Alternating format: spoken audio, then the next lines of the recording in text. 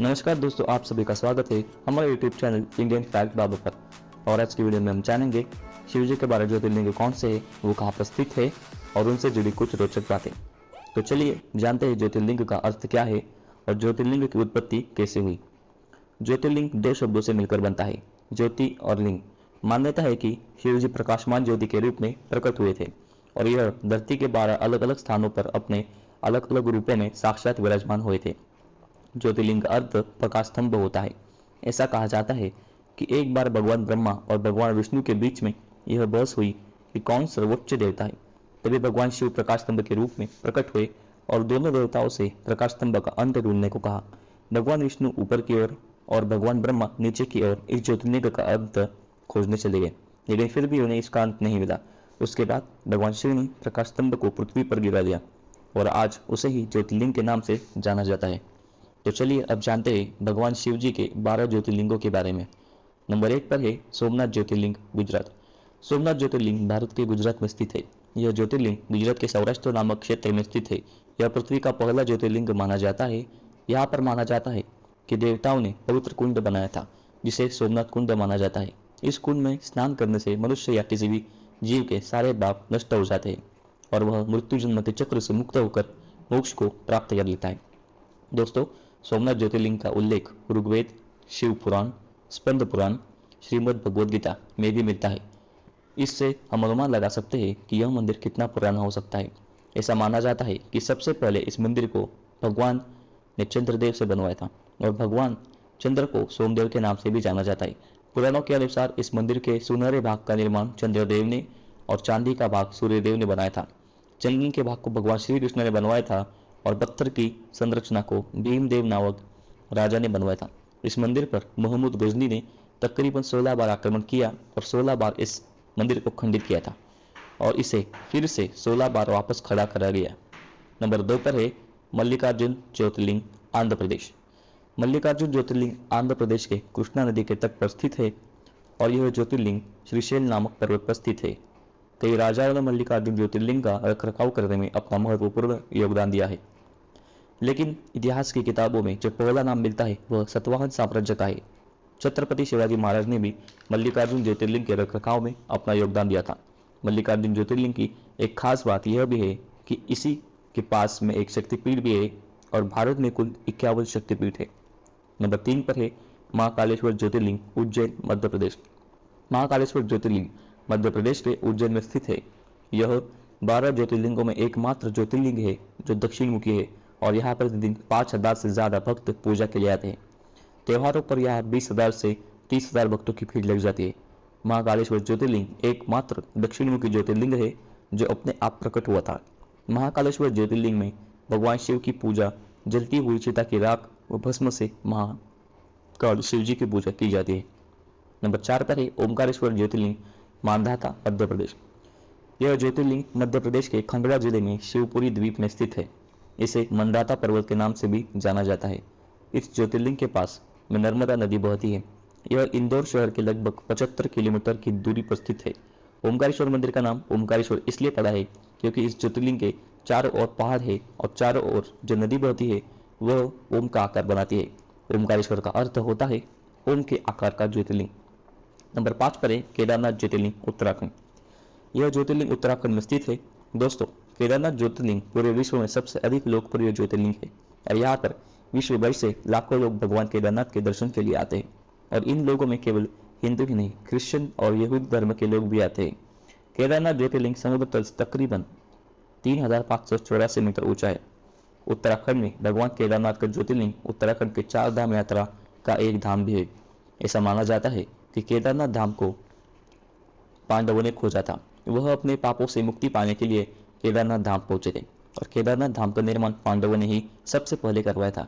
इसके बाद इसका पुनर्निर्माण आदि शंकराचार्य जी ने करवाया था। प्रतिवर्ष लाखों करोड़ों लोग 4 धाम की यात्रा के दौरान केदारनाथ मंदिर में आते हैं और भगवान शिव जी इस ज्योतिर्लिंग का दर्शन करते हैं। भगवान शिव जी ज्योतिर्लिंग का यह धाम अपनी प्राकृतिक सुंदरता के लिए जाना जाता है। बर्फ से ढके हुए केदारनाथ की शोभा अद्भुत है, जिसे देखने दुनिया भर से लोग भारत में आते हैं। नंबर 6 पर है भीमाशंकर ज्योतिर्लिंग, पुणे, महाराष्ट्र। भीमाशंकर ज्योतिर्लिंग महाराष्ट्र में स्थित है। महाराष्ट्र के सह्याद्री नामक पर्वत पर स्थित है। भीमाशंकर ज्योतिर्लिंग के बारे में आपको एक कथा बताते हैं जो रामायण काल से जुड़ी हुई है। जब भगवान राम ने कुंभकर्ण का वध कर दिया तब कुंभकर्ण की कर्कटी नामक पत्नी के पुत्र भीम को कर्कटी ने देवताओं से दूर रहने का निश्चय किया। जब भीम को पता चला कि देवताओं ने उसके पिता का वध कर दिया तो उसने बदला लेने के लिए ब्रह्मा जी की तपस्या करी और महान बलशाली होने का वरदान मांगा। इसी कारण उन्होंने कामरूपेक्ष नामक राजा को बंदी बनाकर काल कोठरी में डाल दिया, क्योंकि वह शिव जी के भक्त थे। भीम ने कहा कि तुम मेरी पूजा करो, लेकिन कामरूपेक्ष ने ऐसा करने से साफ मना कर दिया और भीम ने कामरूपेक्ष को मारने की कोशिश करी। तभी भगवान शिव जी ने वहां प्रकट होकर भीम का वध कर दिया। तभी देवताओं ने भगवान शिव जी से प्रार्थना की कि वे वही अपने ज्योतिर्लिंग के रूप में निवास करे। तब से इस ज्योतिर्लिंग का नाम भीमाशंकर ज्योतिर्लिंग पड़ गया। नंबर 7 पर है भगवान काशी विश्वनाथ ज्योतिर्लिंग, वाराणसी उत्तर प्रदेश। भगवान काशी विश्वनाथ ज्योतिर्लिंग उत्तर प्रदेश के वाराणसी शहर में स्थित है। वाराणसी पूरे भारत की धार्मिक राजधानी मानी जाती है।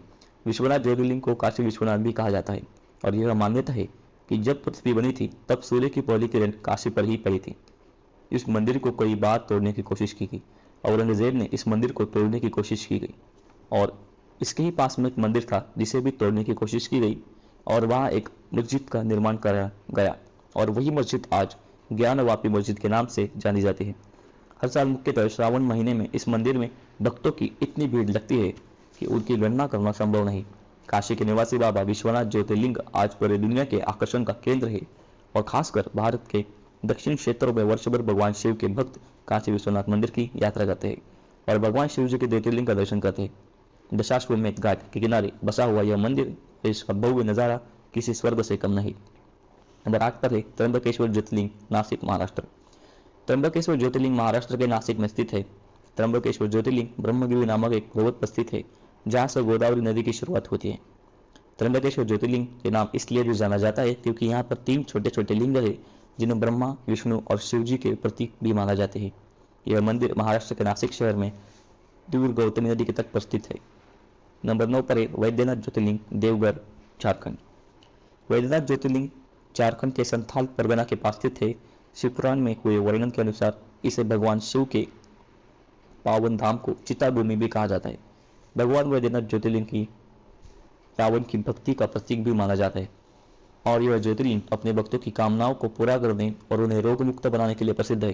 कहा जाता है कि एक बार रावण भगवान शिव का ज्योतिर्लिंग लेकर इसी मार्ग से जा रहा था, लेकिन रास्ते में भगवान गणेश ने उनके हाथों से छीनकर उसे जमीन पर रख दिया और भगवान शिव वहां स्थापित हो गए।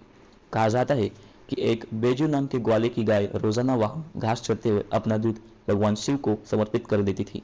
उसी ग्वाले के नाम पर स्थित भगवान शिव जी के ज्योतिर्लिंग का नाम बैजनाथ धाम पड़ा। नंबर 10 पर है नागेश्वर ज्योतिर्लिंग, द्वारका, गुजरात। नागेश्वर ज्योतिर्लिंग गुजरात के बड़ला क्षेत्र के गौतमी द्वारका के निकट स्थित है। दोस्तों, यह द्वारकापुरी से तकरीबन 17 किलोमीटर दूर है। नागेश्वर ज्योतिर्लिंग में भगवान शिव जी की 80 फीट ऊंची एक मूर्ति है और इसके निर्माण दारुका नाम की औरत और उसके पति दारू की कथा सुनाई जाती है। इसके लिए संस्कृत में एक श्लोक भी कहा जाता है, वैद्यनाथन चिताभूमि नागेशम दारुकावने। नंबर 11 पर है रामेश्वरम ज्योतिर्लिंग, कन्याकुमारी, तमिलनाडु। रामेश्वरम ज्योतिर्लिंग तमिलनाडु के रमनाथम में स्थित है और राम सेतु भी वही स्थित है। दोस्तों, रामेश्वरम ज्योतिर्लिंग रामायण के समय काल तक का पुराना माना जाता है। यह भी माना जाता है कि आज के समय जो रामेश्वरम मंदिर में 24 पानी के कुएं हैं वह खुद भगवान श्री राम जी ने अपने तीर से बनाए थे ताकि वे अपने वानर सेना की प्यास बुझा सके। रामेश्वरम मंदिर के पास ही भगवान श्री राम और विभीषण की पहली बार मुलाकात हुई थी और ऐसा भी माना जाता है कि रावण को मारने के लिए जो ब्रह्म हत्या का पाप भगवान श्री राम को लगा था उसके दोषों से मुक्त होने के लिए भगवान श्री राम ने यही भगवान शिव की आराधना की थी। नंबर 12 पर है घृष्णेश्वर ज्योतिर्लिंग, संभाजीनगर, महाराष्ट्र। घृष्णेश्वर ज्योतिर्लिंग महाराष्ट्र के संभाजीनगर में स्थित है। इसे भगवान शिवालय भी कहा जाता है क्योंकि यह अंतिम और 12वां ज्योतिर्लिंग है। यह ज्योतिर्लिंग घुष्मा के मृत पुत्र को जीवित करने के लिए भगवान शिव के समर्पण में बनाया गया था और तभी से यह घृष्णेश्वर ज्योतिर्लिंग के नाम से प्रसिद्ध हुआ। दोस्तों, अगर आपको हमारी वीडियो पसंद आई हो या हमारी वीडियो में से कुछ भी पसंद आया हो तो हमारी वीडियो को लाइक और चैनल को सब्सक्राइब करना ना भूलें और ऐसे ही अमेजिंग वीडियोस के लिए हमारे चैनल पर बने रहें।